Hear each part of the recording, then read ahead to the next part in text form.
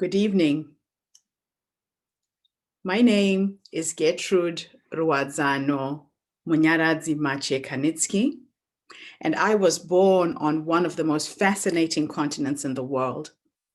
Africa is a harsh continent, but it prepares you to live anywhere. Up until the 22nd of April 2001, I had not quite known what my life purpose was. It was 2 weeks before I launched my first book, and I woke up that morning with words in my head that had to go down on paper. And I went to my computer and I started writing. And I realized at that point that my voice, my body, my very being in this incarnation was merely a channel the Creator is using to awaken the world.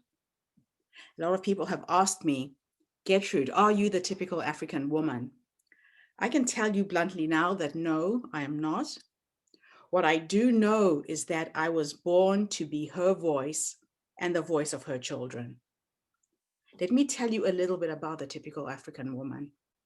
In my country, and when I say my country, I'm referring to the continent of Africa from north to south. The typical African woman is at the bottom of the food chain. The typical African woman is always the last to eat. Her role in society is to bear the children, fetch the water, fetch the firewood, prepare the fields for sowing, sow the seed and harvest. And at the end of her exhausting day, she is the last to eat the leftovers of her prepared meals. In my country, the typical African woman is physically and psychologically abused. In times of war, she is raped, and she personifies the downtrodden human being. Now, while all this is happening to her, she asks you, where are you, my father, when my education is sacrificed? Where are you, my brother, when I toil in the field and in the kitchen? Where are you, my mother, when my genitals are cut from my body with a sharp knife?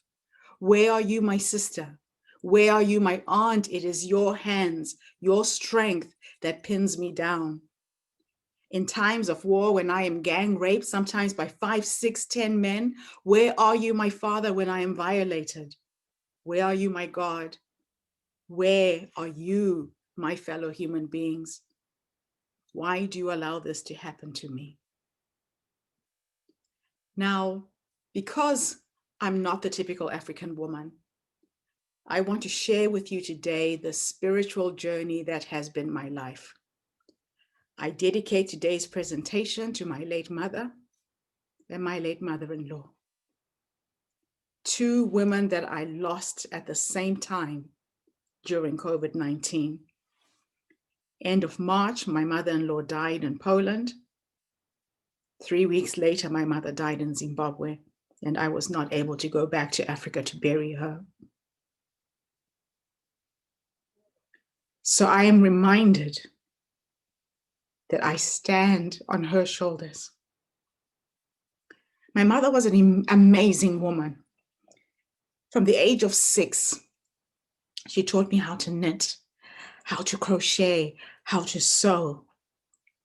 My parents realized that I had a very unique voice, and they fostered my interest in public speaking and drama, and I learned to stand out at a very, very early age, and I learned to be different.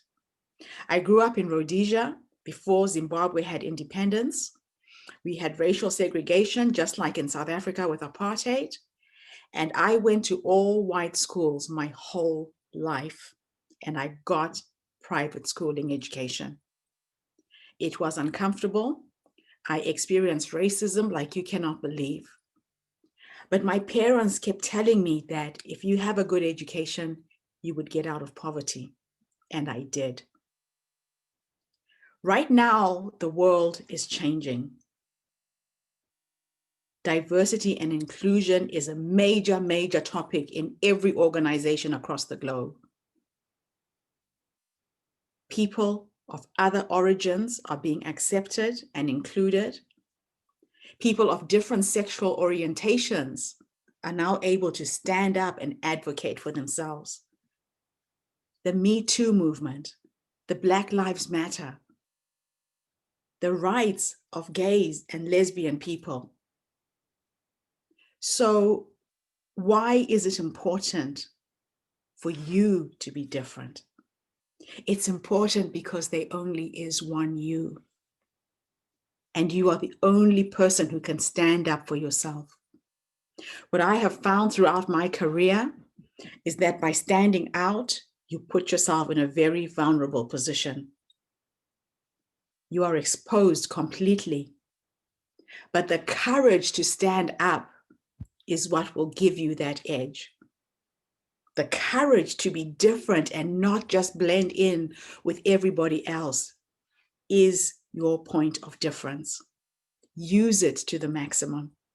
When I moved to New Zealand, I realized that I was a Black woman who could speak, who could articulate in a very unique way. Doors were opening left, right, and center. And for the last 20 years, I have had an amazing, amazing career as a speaker. I have been all over the globe, 56 countries. I cannot tell you how many cities in between. And this became my vocation, to speak. But whenever I get an opportunity to stand up and speak like today, I make sure that I don't only speak for myself. I make sure that I share the stories of those women who never get the privilege like this, to connect with other people who will listen. I share stories of children in villages who are the heads of households. Those children could be my children.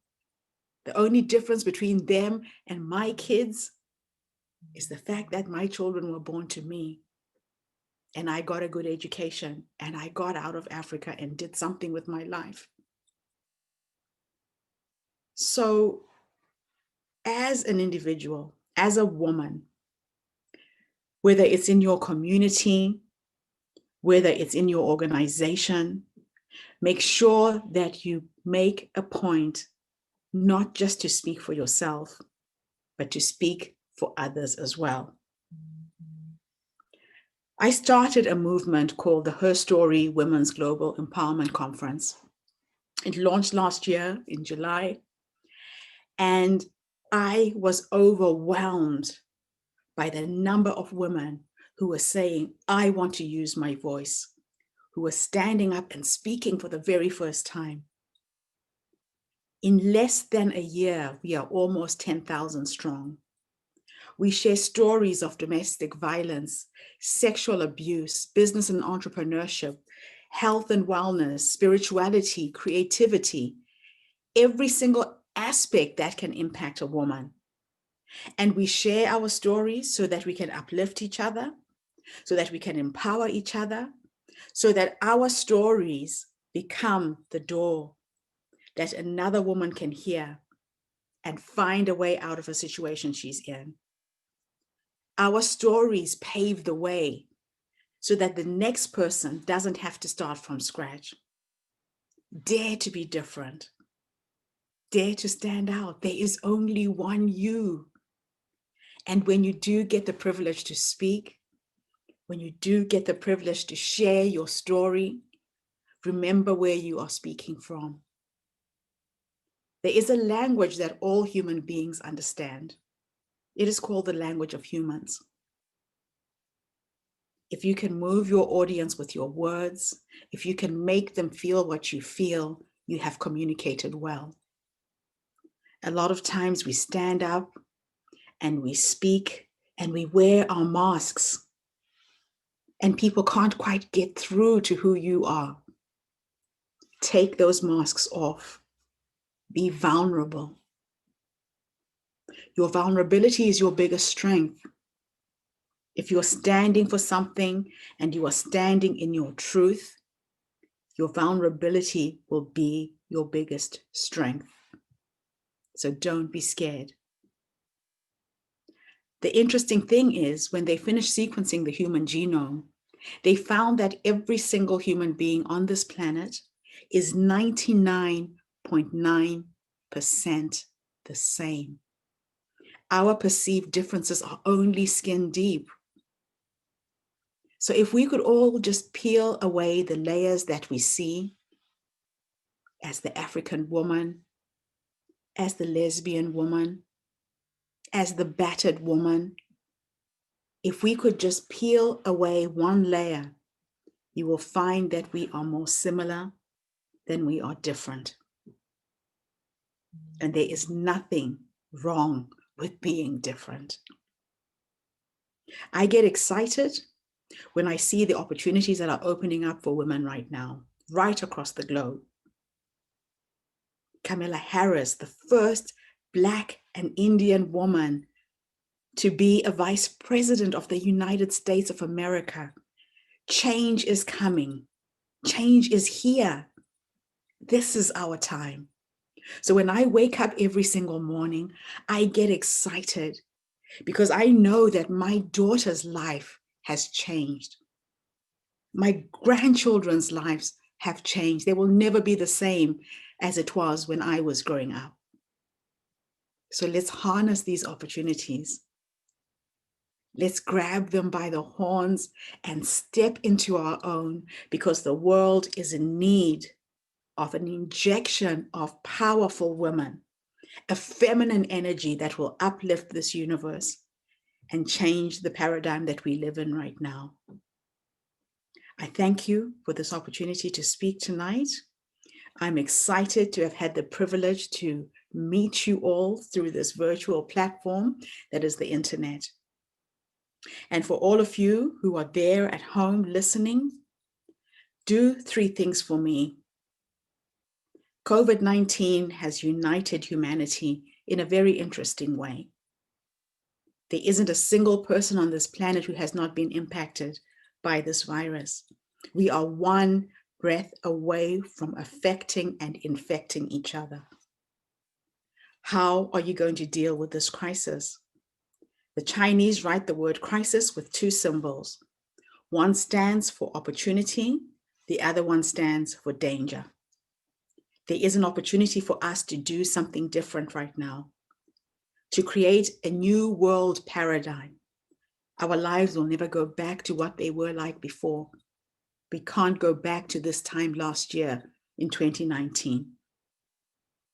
What we can do is create a future that is inclusive, that is diverse, that appreciates every single difference every single human being has. So get excited about that. And I thank you all again for having me on your platform, connecting with you today. Congratulations with all of the achievements you've made so far. Manero. Good night from New Zealand. Bye for now.